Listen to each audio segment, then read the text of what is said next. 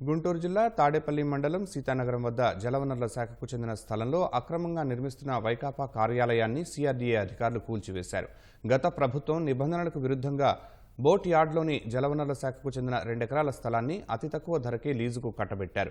ఏటా 2,000 రూపాయలు చెల్లించేలా జీవో తెచ్చారు. ఈ స్థలంలో వైకాపా కార్యాలయం నిర్మించేందుకు అప్పటి అధికారులు చకచకా అనుమతులు ఇచ్చేశారు. G+2లో కార్యాలయం నిర్మించేందుకు వైకాపా నేతలు నిర్మాణాలు ప్రారంభించారు. ప్రభుత్వం మారిన నేపథ్యంలో జలవనరుల శాఖ స్థలంలో అక్రమంగా నిర్మిస్తున్నారంటూ సిఆర్డీఏ అధికారులు 4 రోజుల క్రితం వైకాపాకు నోటీసులు జారీ చేశారు.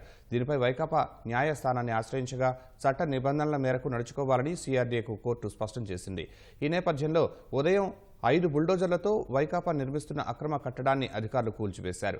ఎలాంటి అవాంఛనీయ సంఘటనలు జరగకుండా పోలీసులు భారీగా బందోబస్తు ఏర్పాటు చేశారు. కేవలం 2 గంటల్లోనే కూల్చివేతను అధికారులు పూర్తి చేశారు.